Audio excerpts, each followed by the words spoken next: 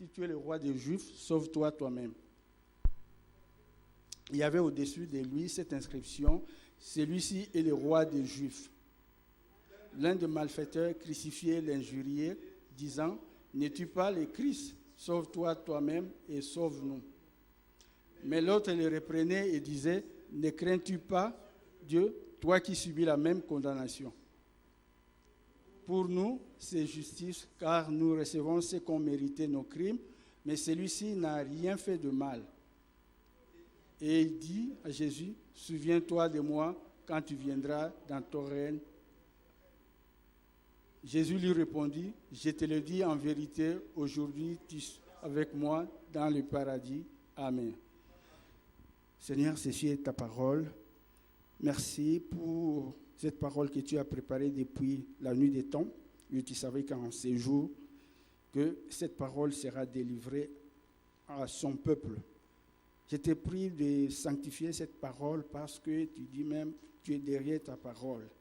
Que cette parole qui sera délivrée ne souffre pas de défaillance parce que tu as dit que chaque fois qu'on annonce ta parole, qu'elle soit suivie des prodiges, des guérisons et des miracles. Au nom de Jésus.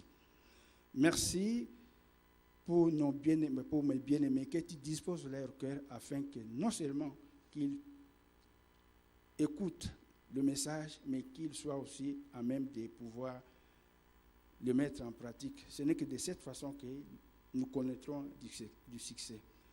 Bénis nos internautes qui nous suivent encore. Merci Seigneur de faire en sorte que la chair se taise.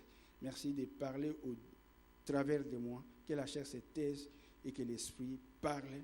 Au nom de Jésus, nous avons ainsi prié. Amen.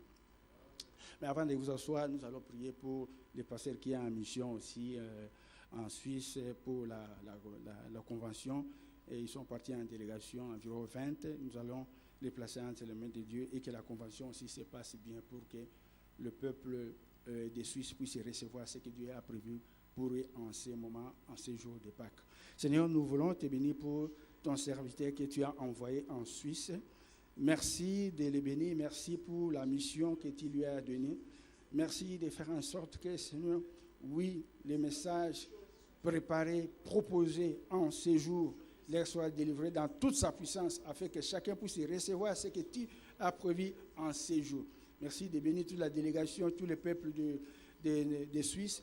Merci de bénir tous les orateurs.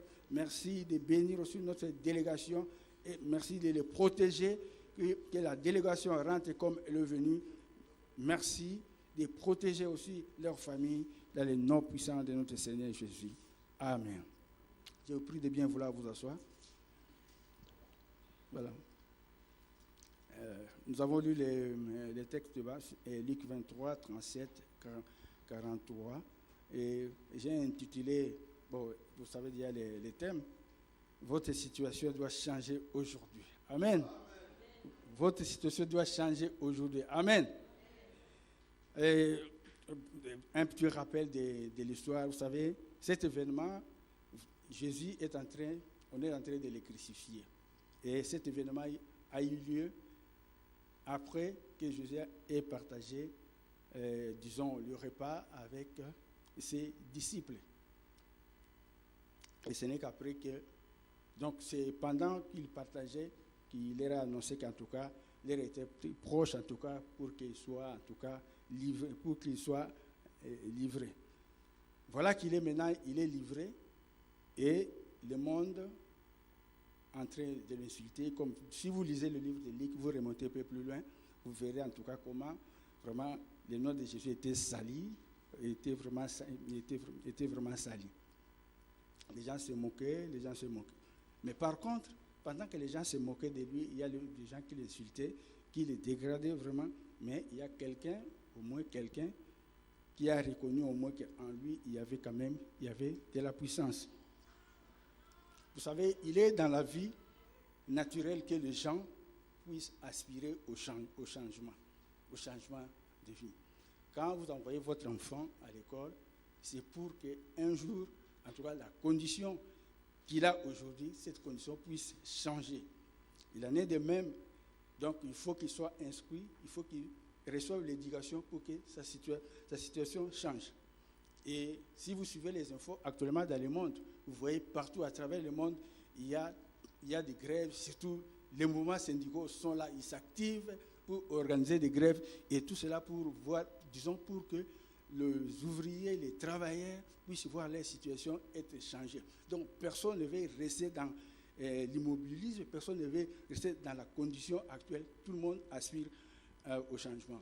Il y a quelques jours, je suivais même ce matin, je pense que c'est ce matin encore, disons les gens de la presse ou de la France Info. Actuellement, ils doivent être dans leur 18e jour de grève. 18e jour de grève. Donc, rien ne change encore, rien ne bouge. Et j'ai appris, mais ils sont en train de réclamer le départ de leur PDG. Donc, tout cela, donc, ils veulent que quelque chose puisse changer dans leur vie. Donc, personne ne veut garder une situation et rester dans une situation où il ne voit pas l'ouverture. De même, dans la vie du chrétien, chaque chrétien veut voir sa situation être changée. Quelles que soient les situations, tout le monde aspire au changement. Et les chrétiens, c'est parmi les fervents. Les fervents, parce que je vais parler de notre pasteur. Si je vois les coups de fil qu'ils reçoivent, c'est parce que personne ne veut rester, en tout cas, dans la condition où il est. Tout le monde aspire, tout le monde veut même voir sa condition changer instantanément. Même si on lui promet, en tout cas, c'est pour ça, en tout cas, il faut attendre du moins, mais personne, donc tout le monde veut aspirer au changement. Quelles que soient les situations que vous traversez, les maladies, les blocages, le chômage, donc tout le monde.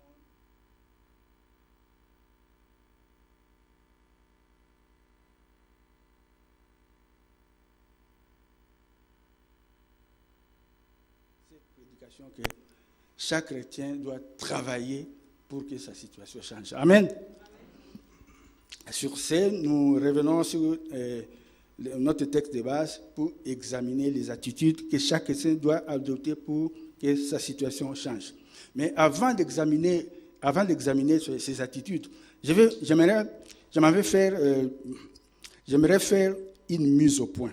Et vous remarquerez que dans cette mise au point, c'est presque la situation. Si vous lisez le livre là, donc vous allez lire ça à la maison, le livre du chapitre 23, vous remontez, vous verrez qu'en tout cas, j'ai résumé ça dans la mise au point.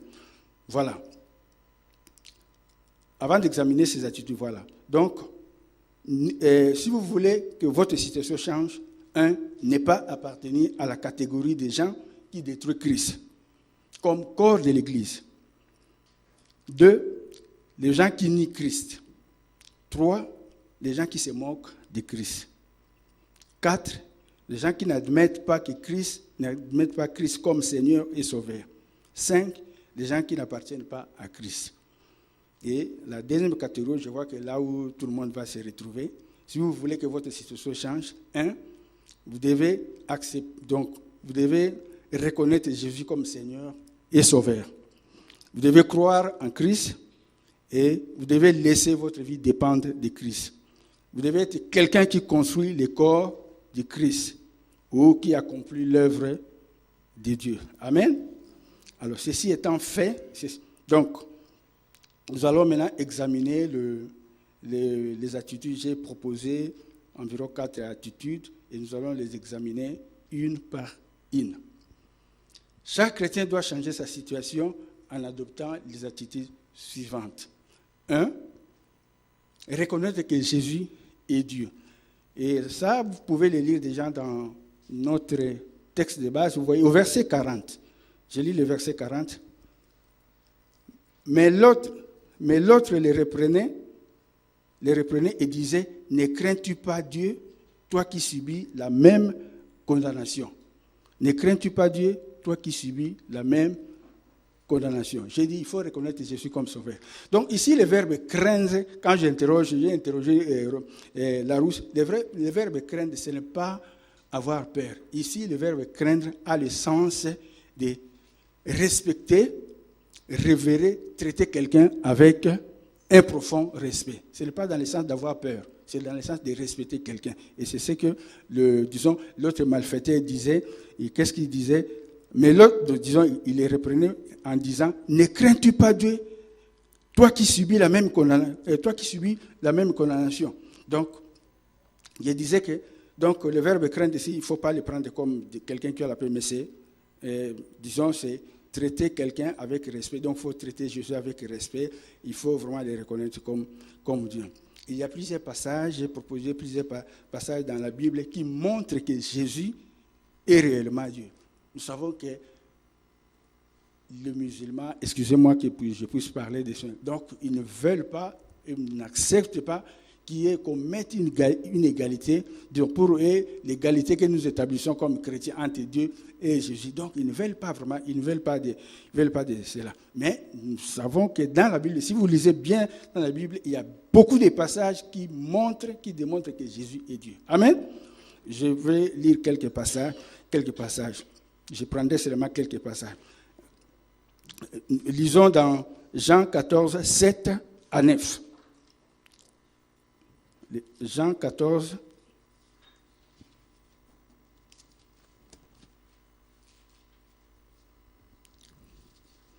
Jean 14, 7 à 9. Qu'est-ce qui est dit ça?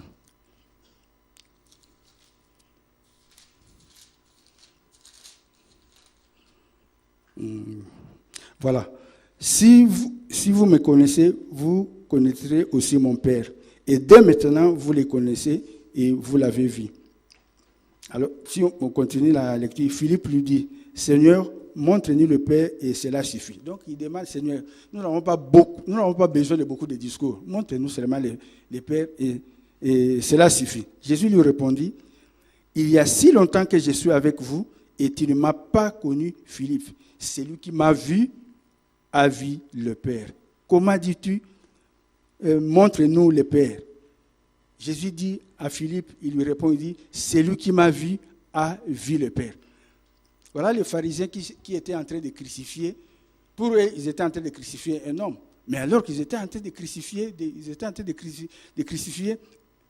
Jésus, qui est vraiment le Dieu parmi les hommes, en le citant, en l'injuriant, en le rabaissant, et jusqu'à ce qu'ils l'ont cloué à la croix. Donc, ils ne voulaient même pas les reconnaître. Comme j'avais dit ça dans le mise au point, ils ne voulaient même pas les reconnaître comme Jésus, comme Dieu. C'est ainsi que, donc, pour eux, c'était un imposteur et on l'a cloué sur la croix. Et Jésus dit à Philippe, dans le passage que nous venons de lire, que celui qui m'a vu a vu le Père. Donc, Jésus voulait dire à ce moment-là que voilà, je suis Dieu. Et dans le même livre de Jean, si vous lisez ce chapitre 14, 10, 11, je crois qu'on continue un peu plus loin, c'est 10, 11, verset 10 à 11, il dit, ne crois-tu pas que je suis dans le Père et que le Père est en moi? Les paroles que je vous dis, je ne les dis pas de moi-même. Et le Père qui demeure en moi, c'est lui qui fait les œuvres. Croyez-moi, c'est le verset 11, croyez-moi, je suis dans le Père et le Père est en moi. Croyez du moins à cause de ses œuvres. Jésus veut nous faire voir qu'il vit et qu'il est réellement Dieu. Même si les pharisiens ne voulaient pas les reconnaître, même s'ils l'ont cloué, mais Jésus voulait faire voir au monde qu'il est réellement Dieu. Et nous verrons dans la suite où est la conséquence. Parce que je disais, la première attitude, pour voir sa situation être changée, il faut reconnaître que Jésus est Dieu. C'est comme ça que j'avais fait la mise au point, parce qu'il y a beaucoup de confusion qui se passe vraiment autour de ça. Et vous savez, même les pharisiens, ce qui a constitué un obstacle vis-à-vis de Dieu, c'était seulement parce qu'ils ne voulaient pas reconnaître. Et c'était vraiment un obstacle pour toute la vie. Et c'est un message qui nous est lancé aussi. Nous pouvons aussi passer à côté de la plaque, parce que pour un seul mot, on perd, c'est toute la vie qu'on a perdue. C'était ça avec les pharisiens. Ils ne veulent pas reconnaître. Non, tu ne peux pas dire. Et trop de discours. Il a démontré tout ce qu'il pouvait démontrer, mais ils n'ont pas cru, juste à ce qu'ils l'ont cru, parce qu'on l'a traité d'imposteur. C'est pourquoi j'insiste, un seul mot, en tout cas, peut vous mener à côté à côté de la plaque. Donc, je reviens encore, je suis en train d'établir que Jésus est réellement Dieu. Amen. Donc, le malfaiteur qui reprenait son ami voulait montrer qu'on est en présence de Dieu. Parce qu'il y avait deux malfaiteurs. L'un injuriait et l'autre reprenait. Et l'autre, celui qui reprenait, voulait montrer, disons, à son ami que nous sommes en face d'un Dieu. C'est comme ça qu'il disait, ne crains-tu pas? Tu ne veux pas le respecter? Celui-ci n'a rien fait, mais on l'a cloué. Donc, il voulait montrer que celui qu'on a cloué, il est capable d'opérer des miracles. Parce que lui, au moins, on croyait, il est capable de beaucoup de choses. Et des choses surnaturelles. Vous savez, quand le malfaiteur va commettre un crime, ce n'est pas au vu de tout le monde. Il fait ça en secret. Mais voilà que le même malfaiteur-là, qui fait des crimes, qui opère, qui commet des crimes en secret, mais maintenant, il est face à Dieu. Et c'est comme ça qu'il reconnaît. Donc quand il commet le crime, suivez-moi très bien, quand il commet le crime, c'est en secret. Maintenant, il est crucifié à côté de Dieu, il n'a plus de retenue. Il commence à dire la vérité. Il dit même la vérité à son ami, il le reprend pour lui montrer que voilà, nous sommes. Au moins lui, il comprend qu'en tout cas, vivant avec les pharisiens, c'était aussi cet obstacle-là, en tout cas. Mais maintenant, le temps est venu, en tout cas, de reconnaître que celui-ci est Dieu. Et dans le livre d'Ésaïe, chapitre 40, verset 3, là aussi, on nous parle de Jésus, en tout cas, on nous parle de Jésus comme Dieu. Voilà ce qu'il est écrit là-bas. Préparez au désert le chemin de l'Éternel. Et c'était une promesse du prophète Ésaïe pour dire qu'en tout cas, c'est lui qui vient, c'est le grand roi, c'est comme ça qu'on disait, en tout cas, préparer le chemin pour le chemin de l'Éternel. On disait, préparer au désert le chemin de l'Éternel. Et qui est-ce qui devait venir? C'est Jésus. Donc, le chemin qu'on préparait, on préparait ça pour Dieu, pour Jésus. Et dans le livre de Matthieu 1, verset 23. Matthieu 1, verset 23. Je vais lire ça pour vous.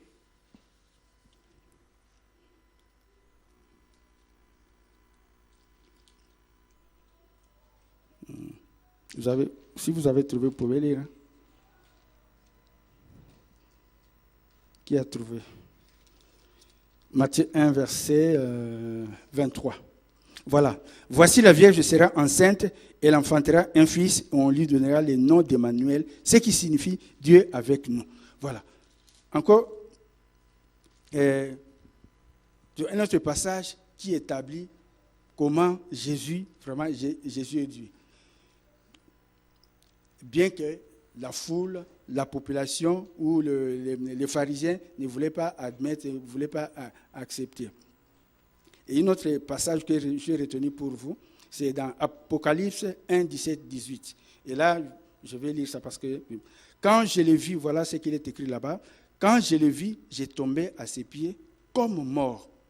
Il posa sur moi sa main droite en disant, ne crains point. Je suis le premier et le dernier. Au verset 18, il dit, et le vivant. J'étais mort et voici, je suis vivant au siècle des siècles. Qui était mort? C'était Jésus. Qui était mort? C'était Jésus. Et ici, il dit, je suis vivant au siècle des siècles. Je tiens les clés de la mort et du séjour de mort. Ces pharisiens ne savaient pas qu'ils tuaient Jésus. Donc, quand on les clouait, les gens, donc tous ces pharisiens ne savaient pas qu'ils étaient en train de tuer Dieu. Voilà pourquoi, au verset 34 du même chapitre, Jésus disait, Père, si vous remontez encore, en tout cas dans le livre de Luc, voici pourquoi Jésus disait, pardonne-leur car ils ne savent pas ce qu'ils sont en train de faire. Amen. En ces jours de Pâques, j'aimerais vous dire ceci, parce que, en fait, Pâques, en hébreu, c'est un mot hébreu, ça signifie passer outre, épargner du mal. Jésus voudrait vous rappeler qu'il est Dieu, mort, mais il est ressuscité. Amen. Il est vivant, prêt à vous épargner le mal. Amen. Il y a quelqu'un qui a une situation difficile ici. Le Seigneur vous annonce, il est prêt à vous épargner ce mal et à le changer, même à le transformer. Amen. Il suffit seulement de reconnaître que Jésus est Dieu, car les démons, on dit même que les démons reconnaissent aussi que Jésus est Seigneur. Mais ils tremblent. Mais vous n'allez pas faire comme les démons. Il faut reconnaître vraiment que Jésus est Dieu et qu'il peut changer votre situation. Amen. Là, j'étais en train de démontrer le premier point. Et la deuxième attitude que chaque chrétien doit adopter pour changer sa vie, c'est qu'il faut honorer Jésus. Et là, nous les lisons, nous les tirons de notre texte de base, c'est au verset 41. Qu'est-ce que dit le verset 41 de notre texte de base?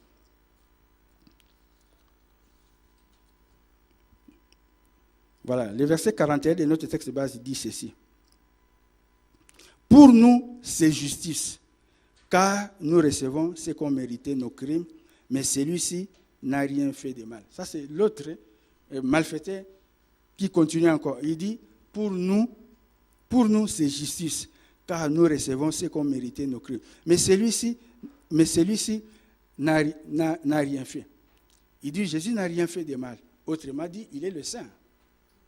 Parce qu'il n'y a qu'une seule personne, disons, qui a vécu sur terre, qui a été déclaré saint. Il n'y a que Jésus. Il dit, celui-ci n'a rien fait de mal, mais voilà, on est en train de le crucifier. Alors, il honore Jésus en disant qu'il est saint. Parce que, vous savez, si dans un débat ou dans une discussion, on vient vous dire, pendant qu'il y a un groupe de gens qui vous accablent, et un autre qui vient, et un autre qui prend parti, qui prend votre parti, dit non, je connais ce frère ou je connais cette soeur. Voilà, ce frère, il est ceci. En tout cas, c'est un frère, je dirais peut-être intelligent, c'est un frère sérieux. Donc vous voyez, il est en train de vous vanter, de vous honorer. Et c'est ce que l'autre malfaiteur disait. Il dit, celui-ci n'a rien fait. Il n'a rien fait, c'est-à-dire, ne rien faire, c'est-à-dire être saint. Jésus n'a rien fait, c'est-à-dire, il est saint. Il honore Jésus devant la foule, devant les pharisiens qui les crucifiaient. Il dit, et c'est dans le livre de Jean 6, 69, nous sommes toujours dans le livre de Jean, non. Dans le livre de Jean 69, il est dit là-bas, nous avons cru et nous avons connu que tu es le Christ, le Saint de Dieu. C'est que le malfaiteur a déclaré, Jésus n'a rien fait, il est saint. Jésus est saint. Ces malfaiteurs honorent Jésus en disant, et bien entendu, qu'il est saint, parce qu'il n'a rien fait de mal. C'est pourquoi dans la Bible déclare toujours dans le livre de Jean, vous savez que Jean, j'insiste sur Jean parce que c'est quelqu'un qui a vécu beaucoup de choses, en tout cas avec Jésus, et c'est quelqu'un qui a parlé de rapport entre Jésus et Dieu. Et c'est comme ça que vous allez trouver beaucoup de passages, en tout cas, où on dit Jésus dit, en tout cas, vous allez retrouver ça plus dans les livres de Jean. Et j'ai parlé de Jean chapitre 9, verset 31. Nous pouvons quand même les lire. Jean chapitre 9, verset 31.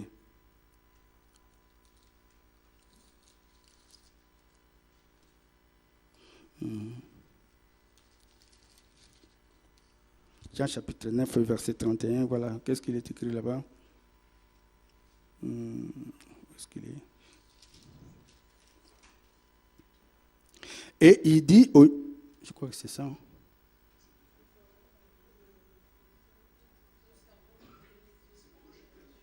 C'est projeté? Nous savons, attends, il faut que je vérifie le texte que j'ai moi avec moi. Oui, voilà, c'est ça. Nous savons que Dieu n'exauce point les pécheurs. Amen, c'est ça. Nous savons que Dieu n'exauce point les pécheurs, mais si quelqu'un l'honore et fait sa volonté, c'est celui-là qui l'exauce. Amen. Je suis en train d'établir, établir comment, quelle attitude adopter pour que votre situation change. J'étais à la deuxième attitude. J'ai dit, il faut honorer Dieu. Et il y a un texte de base là-bas, disons, un texte à l'appui, qui nous montre qu'en tout cas, quand vous honorez le Christ, et selon sa volonté, il vous exauce. Et nous continuons dans la suite, vous verrez comment du second malfaiteur, ce qui lui est arrivé, disons, dans la suite. Donc, malgré les condamnations, les souffrances, il vivait aussi la même souffrance que Jésus. Quand on l'écoute, il vivait la même. Mais, en fait, donc, quelqu'un qui a été malfaiteur, qui commettait des crimes, et maintenant il est cloué avec Jésus. Même vous, si vous étiez à côté de Jésus parfois, en tout cas, vous aurez parfois peut-être de la peine à reconnaître parce que, non mais, si celui-ci est réellement Dieu, en tout cas, on ne peut pas le crucifier comme ça. On ne peut pas le crucifier. Mais celui-là, en tout cas, du fond de son cœur, il reçoit quelque chose et il commence à honorer Jésus. Et je me demande même, honorer Jésus en ce moment-là où vous êtes presque à la mort. Vous comprenez? Il est en train de mourir, mais il est en train d'honorer Jésus. Parce qu'à côté, il y avait son ami qui l'insultait. Mais lui, il est en train de mourir à côté de Jésus, mais il est en train de l'honorer. Je ne sais pas s'il y a combien de personnes qui peuvent faire ça pendant que vous êtes en train de souffrir. Vous voyez vraiment la souffrance venir et vous êtes en train d'honorer. Ce n'est pas facile. C'est pas facile à le faire. Donc lui, malgré les condamnations, malgré les souffrances, ces malfaiteurs honoraient Jésus pour que sa situation change, pour que sa situation soit transformée. Car pour lui, il était en face de Dieu réellement. Il savait qu'il était en face de Dieu. Vous savez, il y a des gens, comme nous disons, vous savez, j'ai lu un texte, je venais de vous lire un texte. Les démons reconnaissent aussi que Jésus est Dieu. Ils reconnaissent ça, mais ils tremblent. Ça dit même les malfaiteurs, quand ils commettent des crimes, parfois ils ont tendance à vous dire non, votre Dieu là n'existe pas. Mais du fond de leur cœur, ils savent que Dieu existe. Ils savent que Dieu existe. Il suffit seulement de le mettre dans des situations difficiles pour voir chacun commencer déjà peut-être à revoir, à réviser en tout cas sa façon de voir. Nous le voyons avec les deux malfaiteurs. Ils sont à deux, mais il y a un, c'est pour dire que pour les statisticiens, ils peuvent dire en tout cas 600 personnes, si on les met dans les situations comme ça, donc 50%, parce qu'il y avait deux malfaiteurs, il y a un qui reprenait et l'autre, en tout cas, il était en train d'honorer Jésus. C'est-à-dire il y a 50% de chances qu'on puisse se retrouver parmi les malfaiteurs, des gens qui reconnaissent Jésus. Amen. Donc, faisons un effort, en tout cas pour ne pas tomber dans les camps de ceux qui se moquent de Jésus, dans les cas de ceux qui ne veulent pas reconnaître, dans les camps de ceux qui détruisent Jésus. Nous sommes des enfants de Dieu. Quelle que soit la situation, nous devons en tout cas montrer que nous sommes enfants de Dieu. Nous devons honorer Jésus jusqu'à la mort, comme l'a fait l'autre malfaiteur. Dans le livre de Marc, chapitre 1, 24, voilà ce qu'il est écrit là-bas. Ça, je reprends presque, c'est la situation que je venais de lire, où on parle des démons, les démons. Pour ceux qui veulent la référence, c'est 1, Marc chapitre 1, 24. Marc 1, chapitre 1, verset 24. Je peux vous lire le texte. Qu'y a-t-il entre nous et toi, Jésus de Nazareth? Tu es venu pour nous perdre. Je sais que tu es le Saint de Dieu. C'est-à-dire, les démons reconnaissent que Jésus est Dieu. Et ils lui disent même, voilà, vous venez, parce que là où il logeait, pour eux, c'est bien. Et ils reconnaissent que Jésus peut changer une situation. C'est-à-dire, Jésus peut les faire sortir de là. Ils reconnaissent les pouvoirs de Jésus. Et ils reconnaissent encore, ils disent que tu es le Saint. Donc, ils honorent encore, même les démons honorent Jésus aussi. Amen. Si le démon honore Jésus et nous les chrétiens, qu'allons-nous faire? Si les démons honorent Jésus, nous n'allons pas nous mettre en réserve. Et dans le même livre, même livre de Luc, chapitre 24,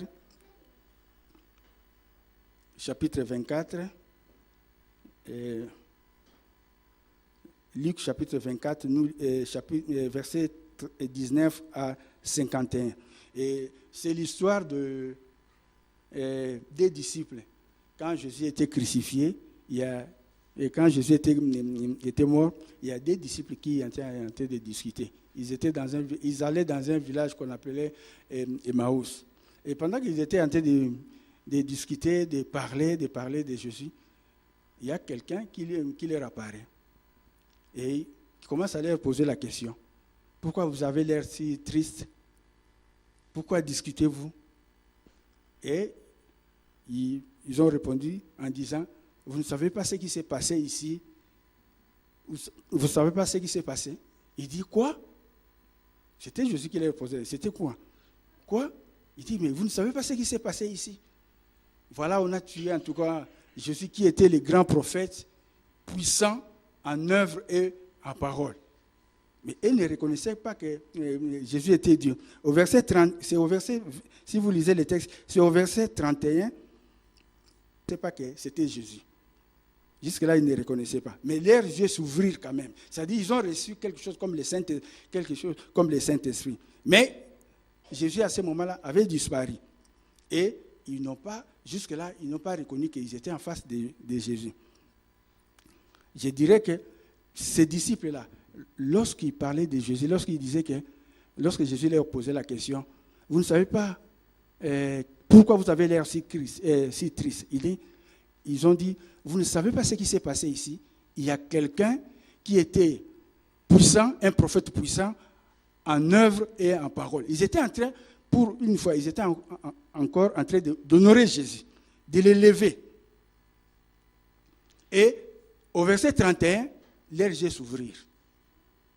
Donc, ils ont honoré Jésus. Et comme Jésus connaissait tout, il était dans leurs pensées, il les suivait. Et il est apparu à leur face pour leur poser la question. Après, leurs yeux s'ouvrirent. Voilà ce qu'ils ont reçu, en tout cas de la part du Seigneur. Donc, lorsque nous honorons Jésus, quelque chose se passe dans notre vie. Parce que quand nous honorons Dieu, quelque chose se passe dans notre vie. Parce que nous avons été créés non pas pour adorer, je ne sais pas la création, mais nous avons été créés pour adorer et honorer qu'une seule personne, Jésus. Amen, notre Dieu. Et lorsque nous l'honorons, nous faisons bousculer quelque chose et nous recevons aussi quelque chose de sa part. Et surtout, en ce jour de Pâques où nous commémorons sa mort, il n'y a pas de lieu pour vraiment être triste, pour être, disons, renfermé dans ces problèmes, parce que Jésus n'est pas mort, il est ressuscité, il est vivant. Nous sommes en train de commémorer, disons, la résurrection. Il est vivant, il est là. Et après, comme je le disais tantôt, donc il est prêt à épargner votre mal pourvu que vous remplissiez la condition. Et jusque-là, je suis à la deuxième condition. J'ai dit, c'est la deuxième attitude. Il faut honorer Jésus pour qu'il soit prêt, en tout cas, à changer votre situation. Nous sommes dans un moment, vraiment, dans un moment où nous commémorons, disons, sa résurrection. Soyons prêts à l'honorer. Parce que lui, il est là, vivant, à la droite du Père, pour, en tout cas, intercéder, pour nous faire du bien, pourvu que nous puissions l'honorer. Amen. J'aborde maintenant la troisième attitude. Quelle attitude devons-nous adopter pour changer notre vie? La troisième attitude, c'est accepter que Jésus est Seigneur et Sauveur. Et ça, nous lisons aussi dans notre texte de base, c'est le verset 42. Accepter que Jésus est Seigneur et Sauveur. Verset 42 de notre texte de base.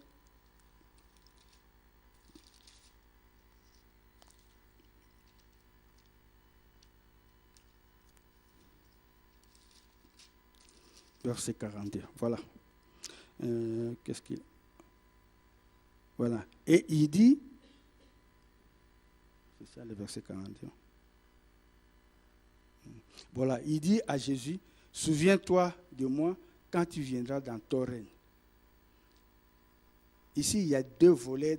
Donc, ce passage est vraiment riche en enseignement. Lorsqu'il dit « Souviens-toi de moi quand tu viendras dans ton règne », c'est-à-dire, avant de dire à quelqu'un « Souviens-toi de moi quand tu viendras dans ton règne », il faut reconnaître qu'il a ce pouvoir-là. Amen. Si vous ne reconnaissez pas qu'il est grand-duc, en tout cas, vous n'allez pas lui demander, en tout cas, donne-moi si ça. Il faut reconnaître d'abord qu'il a le pouvoir sur le Luxembourg. Sinon, vous n'allez pas lui demander, on ne peut pas demander à quelqu'un quelque chose qui n'est pas à sa hauteur. Il dit, souviens-toi de moi quand tu viendras dans ton règne. Donc, ce malfaiteur reconnaissait, encore une fois, il reconnaît qu'en cet homme, il y a quelque chose. Il dit, souviens-toi de moi quand tu viendras dans ton règne. Devant les insultes, les injures, les moqueries, ce malfaiteur est resté en tout cas sur sa position. Il a honoré Jésus et cette fois-ci, il le reconnaît. Parce qu'il ne suffit pas seulement d'honorer. On peut honorer quelqu'un des lèvres, mais il suffit. Donc, il faut accepter Jésus comme Seigneur et comme Sauveur, qu'il peut faire quelque chose, qu'il peut te sauver. Dans le livre d'Ésaïe 43, 18, nous lisons, voilà ce que le prophète Ésaïe dit, « Ne pensez plus aux événements passés et ne considérez plus ce qui est ancien. Voici, je vais faire une chose nouvelle sur le point d'arriver. Ne la connaîtrez-vous pas? Je mettrai un chemin dans les déserts. » Donc, là aussi, c'était la prophétie qui annonçait la venue de Jésus. Et pour notre malfaiteur, il a oublié le passé. S'il devait en tout cas regarder vers le passé, en tout cas, je pense que, parce que dans le passé, il s'était en train de traiter Jésus de la même manière que les autres. Mais il a oublié le passé et maintenant il est face à Dieu. Il est face à Dieu en tout cas. Il dit le moment est venu en tout cas pour renoncer au passé et reconnaître que Jésus est réellement Dieu. Et dans le passage, il dit, je mettrai un chemin dans les déserts. En acceptant Jésus comme Seigneur et Sauveur, vous acceptez qu'il est capable d'opérer de grands miracles dans votre vie. Encore une fois, nous sommes pendant la Pâque. C'est un moment capital où, en tout cas, le Seigneur peut visiter chacun de nous, peut visiter en tout cas chacun de nous. Il suffit seulement d'avoir une bonne attitude que notre Seigneur est mort, c'est vrai, mais il est ressuscité. Et il est ressuscité, il est ressuscité pour nous montrer qu'il a vaincu la mort. Et il n'y a rien d'autre en tout cas qui peuvent s'opposer à lui. Et comme il est vivant, il est prêt en tout cas. Si jamais vous pouvez accepter, en tout cas, vous ne pouvez jamais adopter cette attitude. Donc, vous êtes prêt en tout cas. Il est prêt à vous accorder le miracle dont vous avez besoin aujourd'hui. Amen. C'est le jour de Pâques. Il faut saisir l'occasion parce qu'il est là, en tout cas. Son esprit est là dans la salle pour toucher. Qui est prêt pour les recevoir. Ne soyez pas distraits parce que l'Esprit de Dieu est là. Amen. C'est comme dans le livre de 2 Corinthiens 5 et 17, là il s'agit de baptême. Lorsqu'on nous plonge dans les eaux de baptême, vous savez, c'est ce que le pasteur déclare ici. Donc vous acceptez Jésus comme Seigneur et Sauveur. Et vous savez, il y a des gens, pendant le baptême, ou juste après le baptême, ils vivent en tout cas des situations parfois qu'ils ne comprennent pas. C'est pour dire que vous avez quitté le camp du diable, maintenant vous êtes dans le camp de Dieu. Donc, à partir du moment que vous acceptez, parce que ce n'est pas une faible déclaration, à partir du moment où vous acceptez, c'est comme, passez-moi en tout cas l'image, c'est comme les copinages, vous faites les copinages, mais il y a un moment où, je sais, l'un ou l'autre va demander la main pour dire, en tout cas, on a assez fait les copinages, mais maintenant il est temps en tout cas qu'on puisse cheminer ensemble. Mais avant d'accepter, il faut une étude minutieuse, il faut peser les pour et les contre. Les pour et les contre. Donc, avant d'accepter quelque chose, il faut faire les contours pour dire en tout cas les contours ici, en tout cas, je peux bien évoluer. Donc, le malfaiteur, il était face à Dieu, donc il n'a pas accepté comme ça en vain. Il a vraiment reconnu que je suis en face de Dieu qui peut faire des miracles dans ma vie. C'est pourquoi il est en train de me reprendre même Et c'est ce que l'apôtre Paul même nous demande. Il faut reprendre, je ne sais pas, mais ici, il ne reprenait pas vraiment avec douceur. Parce que l'apôtre Paul dit, il faut reprendre avec douceur. Mais comme il s'agit de Dieu, en tout cas, je pense qu'il ne faut pas de la douceur parce qu'il s'agit de Dieu. Donc, lorsqu'on nous plonge dans les eaux de baptême, donc nous nous séparons de Satan pour aller dans le camp de Dieu. C'est-à-dire nous acceptons Jésus comme Seigneur et Sauveur. Et je disais qu'il y a des gens qui vivent des situations parfois surnaturelles, en tout cas pour avoir accepté Jésus, pour avoir été plongé dans les eaux de baptême, vous vivez des choses. C'est-à-dire que lorsque vous acceptez Jésus comme Seigneur et Sauveur, non, ne pensez pas qu'il est loin de vous. Il n'est pas loin de vous. Parce qu'il a été crucifié quand on vous plonge, c'est-à-dire on vous plonge dans les eaux. Donc, les péchés restent dans les eaux et en vous sortant, vous êtes purs. Donc, lorsqu'on crucifie Jésus, donc Jésus est crucifié avec nos péchés et nous sortons purifiés. Amen. Et comme nous sortons purifiés, c'est-à-dire nous sommes prêts. Il est prêt en tout cas à faire quelque chose dans nos vies. Et dans la Bible, il est dit que lorsque nous nous approchons du trône de grâce, il faut vous examiner et comment vous êtes. Donc, parce que notre Dieu est saint, il n'accepte pas, donc il a horreur du péché. Et lorsque vous vous approchez de lui et que vous êtes saint, donc il est prêt en tout cas à faire quelque chose en votre vie. Il est prêt à vous visiter dans le désert que vous traversez. Et cet après-midi, je voudrais lancer un appel pour dire à quelqu'un ici, en tout cas, ouvrez votre cœur, acceptez encore Jésus dans votre cœur, si vous avez encore des doutes, parce que lorsqu'on traverse des situations parfois difficiles, il arrive des fois aussi, en tout cas on est en train de douter, on dit, est-ce que Jésus-là existe? Est-ce que c'est Jésus? Mais je vous dis, ce Jésus-là existe. Le Jésus de El Shaddai ici. Mais les situations changent ici. Ici, notre Jésus est très vivant. Les situations changent. Quand vous foulez le sol de ce temple ici, donc vous êtes dans la présence de Dieu. Il ne faut pas vous distraire, en tout cas, soyez prêts en tout cas à recevoir quelque chose de Jésus. Amen. Et je passe à la 4e attitude. Que devons-nous adopter? Quelle attitude plutôt devons-nous adopter pour changer notre vie? Et nous devons manifester l'humilité. Et je disais, c'est le même passage 42-33. Je disais que c'est un passage riche en enseignement. Souviens-toi de moi quand tu viendras dans ton règne. Et le verset 43 dit, Jésus lui répondit, je te l'ai dit en vérité, aujourd'hui tu seras avec moi dans le paradis. Et vous savez, un malfaiteur, c'est quelqu'un qui a un esprit fort. C'est-à-dire un esprit fort endurci. Et voilà, ce malfaiteur qui a un esprit fort, parce qu'un malfaiteur, c'est quelqu'un qui commet des crimes, mais c'est pas donné. Et voilà, ce malfaiteur en train de s'humilier devant le Seigneur. À côté de son ami qui l'insulte. Mais lui, il s'humilie. C'est pour dire qu'en tout cas, l'humilité fait bouger encore les trônes, fait bouger encore les trônes de Dieu. Et Jésus lui dit, aujourd'hui même, tu seras avec moi dans le paradis. Jésus est en train d'être cloué, en train d'être crucifié, mais il fait du bien. En train d'être crucifié, il est en train de sauver, de conduire les gens, en tout cas, du monde de Satan vers le paradis. Qui est cet homme-là qui peut faire de telles choses? Il n'y a que Jésus qui peut faire ça. Le Dieu qui règne au siècle des siècles. Il n'y a que Jésus qui peut le faire. Bien-aimés, ayons de l'humilité vis-à-vis de notre Seigneur. Quoique, parfois, nous traversons des situations difficiles, mais ayons de l'humilité parce qu'on dit même que dans le livre des Proverbes 15, 23, l'humilité précède la gloire. Dans le livre de Jean 5, c'est le livre de Jean 5, chapitre 5, verset 2 à 13.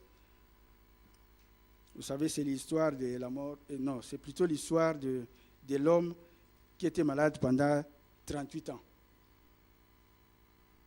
Est-ce qu'on peut le lire ou bien vous allez lire ça à la maison? Cet homme était couché là depuis 38 ans. Et chaque fois qu'il voulait, en tout cas, se jeter dans l'eau, donc il y a l'ange qui descendait dans l'eau, il secouait l'eau. Et chaque fois que lui il voulait se jeter dans l'eau, quelqu'un le précédait. Et pendant beaucoup de temps, je ne sais pas parce qu'on nous dit qu'en tout cas, il était là, il était malade pendant 38 ans. Mais il était là, disons, au bord des lacs de Bethesda, combien de temps? Mais on nous dit que c'est depuis 38 ans qu'il est malade. Chaque fois qu'il veut se jeter, il y a quelqu'un qui le précède et il faut attendre en tout cas une autre occasion. Voilà au verset 6, je crois. Jésus lui dit, c'est le verset 6, je crois. Jésus lui dit, veux-tu être guéri? Le malade lui répondit, Seigneur, voilà. Au lieu de répondre, voilà parfois nous, les chrétiens, on vous demande, veux-tu être guéri? Il commence à discourir. Veux-tu être guéri? C'est oui ou non? Réponds directement, oui ou non. Il commence à expliquer, voilà, mon Seigneur, je suis là depuis longtemps. Chaque fois que l'eau est secouée, quand je vais me jeter, il y a quelqu'un qui me précède. On fait trop de discours devant, et c'est comme ça que nous prions. Et Jésus avait déjà compris. Il avait déjà compris tout ça. Il lui dit, lève-toi et marche. Et prends ton lit. Et cela avait constitué même un problème avec les pharisiens. Parce que comme c'était aussi, en tout cas, comme c'était aussi les jours de sabbat, et voilà qu'il va raconter dans tous les villages, voilà, j'ai été guéri parce qu'on sait bien que c'est quelqu'un qui dormait là, qui était couché là depuis 30 ans. C'était connu de tout le monde. On le voit, il s'est relevé, il marche avec son lit. Mais ce qui est curieux, quand vous voyez quelqu'un comme ça en train de marcher, vous demandez qui l'a guéri. Je me demande pourquoi, qui l'a guéri. Mais lui, il marche et vous le demandez qui l'a guéri. Et on lui pose la question. Mais il dit c'est un homme. Et il essaie de décrire, mais voilà, c'était encore une occasion, parce que c'était encore une occasion de saisir Jésus pour le crucifier. Et dans le livre de Jean 11, 19 à 44, et c'est là que je vais parler de la mort de Lazare. Là aussi, en fait, je termine avec le chapitre de Jean, de l'homme qui était malade depuis 38 ans. Et je vais dire ceci. Lorsqu'il expliquait à Jésus, voilà, j'ai fait ça, et chaque fois je voulais quelqu'un. Donc voilà encore quelqu'un qui avait cette attitude d'humilité. Même s'il faisait le discours, mais il fallait être humble comme ça devant Dieu pour lui expliquer en détail. Parce que lui, il ne savait pas qu'il était en face de Dieu, en face de Jésus. Il fallait au moins qu'il lui explique, en tout cas, voilà, chaque fois, il y a quelqu'un qui me précédait. Bon, en disant cela, je me demande, qu'est-ce qu'il voulait? Que Jésus arrête prochainement si quelqu'un le précède encore. Mais il va dans les détails pour lui expliquer. Et pour expliquer quelqu'un comment dans les détails, il faut avoir une certaine attitude. Et surtout que cette personne, vous ne la connaissez pas. Il commence à lui expliquer, en tout cas, il était vraiment, au moins, il est vraiment humble devant Jésus pour lui expliquer. Chaque fois que je voulais me jeter, il y a quelqu'un qui me précédait, et Jésus lui dit, lève-toi et marche. Et je vais dire à quelqu'un encore, il faut de l'humilité parce que l'Esprit de Dieu est encore là. Parce que très souvent, nous avons le cœur endurci. Avec notre orgueil, on dit que, j'ai dit tout à l'heure, l'humilité précède la gloire. Mais nous faisons très souvent l'inverse. Et nous allons nous demander pourquoi c'est la moindre chose que nous devons faire. On dit l'humilité précède la gloire et nous faisons l'inverse. Nous sommes là en train de nous enorgueillir. De dire en tout cas que non, voilà, nous sommes voilà, nous sommes plus forts que Jésus. Jésus même, à un certain moment, il disait, si je dois appeler la légion, l'armée de mon Père, en tout cas, je n'aurai pas besoin de vous. Pierre, quand il avait arraché je n'aurai même pas besoin de vous.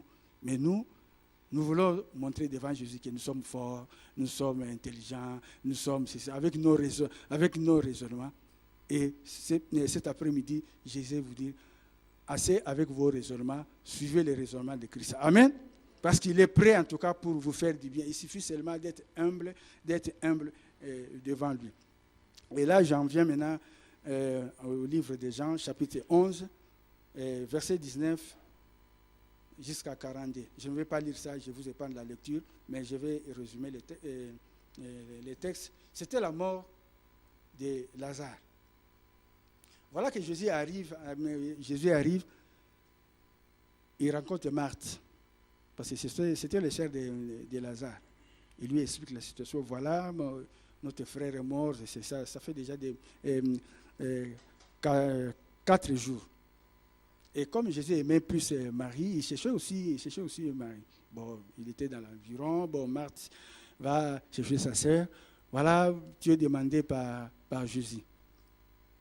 Il arrive et Jésus leur demande en tout cas d'aller, allons là où on avait enterré le corps de Lazare. Ils arrivent au lieu de la tombe et c'est Marthe qui revient encore parce que bien avant, Jésus lui avait dit à Marc, si tu crois, tu verras la gloire de Dieu. Et Marthe était même tombée. C'est au verset 32 où on nous dit que Marthe tomba aux pieds de Jésus et dit même, Seigneur, si tu étais ici, mon frère ne serait pas mort. Et lorsque Marie est arrivée, ils sont allés à la tombe. Ils arrivent, c'est Marthe, excusez-moi, et c'est Marthe qui dit, Seigneur, il sent déjà la mort. Jésus reprend encore pour lui dire, je t'avais dit, si tu crois, tu verras la gloire de Dieu. Le fait de tomber aux pieds de Jésus, voilà encore un acte d'humilité. Reconnaître qu'en tout cas, je suis en face de Dieu, il s'humilie devant Dieu. Et lorsqu'il était tombé aux pieds de Jésus, Jésus frémissait, avait la compassion, avait de la compassion. Comme je disais, en tout cas, il y a des actes que nous devons poser pour bousculer un peu les trônes de Dieu.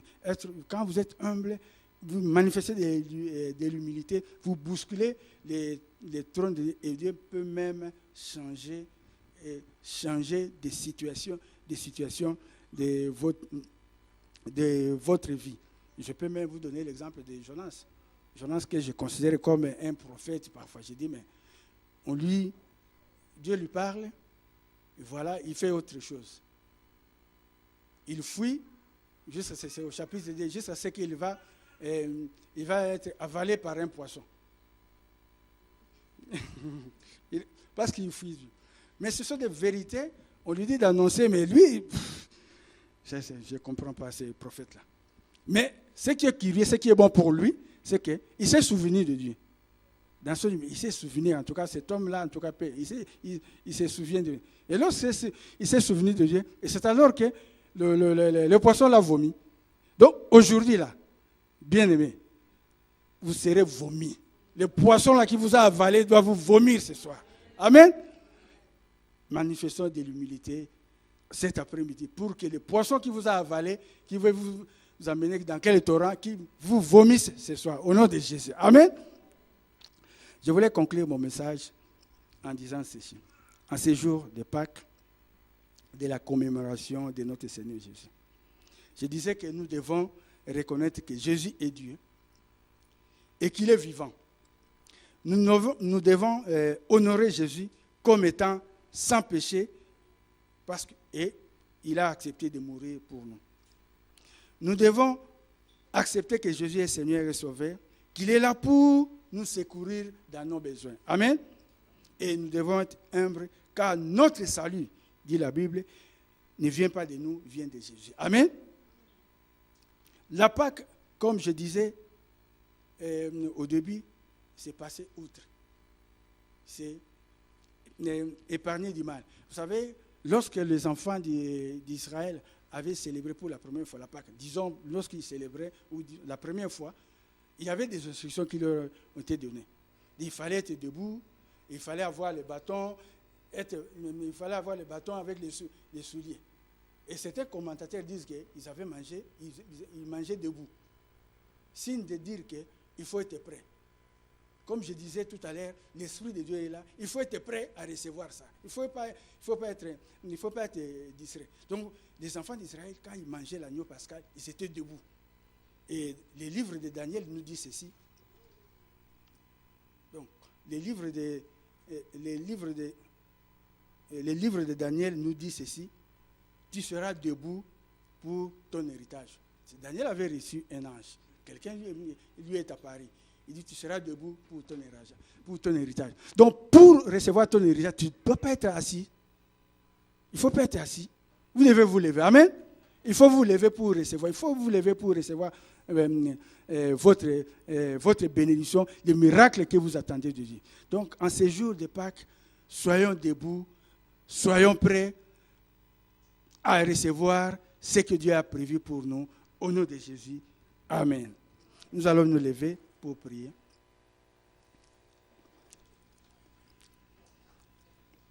Nous allons prier par rapport aux 4 points. Parce qu'il s'agit des attitudes, en tout cas. Nous devons vraiment observer, en tout cas, ces attitudes-là pour recevoir ce que Dieu a prévu pour nous en ces jours. Je vous rappelle les attitudes comme ça, vous allez les ramasser comme ça. Bon. Reconnaître que Jésus est Dieu. La deuxième attitude, c'est honorer Jésus. La troisième attitude, c'est accepter que Jésus est Seigneur et Sauveur. Et la quatrième attitude, nous devons être humbles. Amen.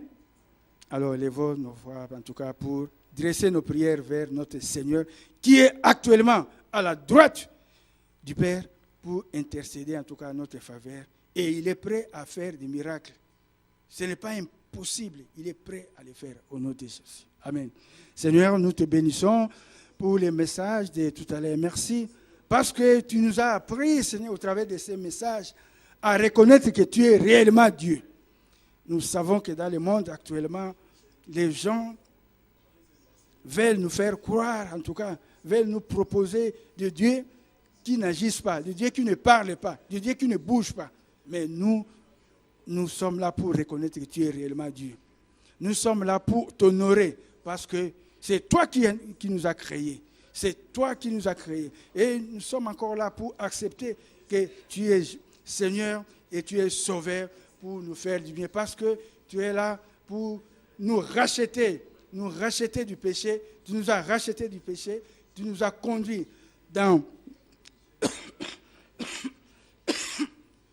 le royaume. Et nous voulons cet après-midi te dire merci parce que tu es là aussi prêt, en tout cas, à opérer des changements dans notre vie. Parce que le salut ne vient pas de nous, le salut ne vient pas de notre intelligence, le salut ne vient pas de notre force, mais le salut vient de toi.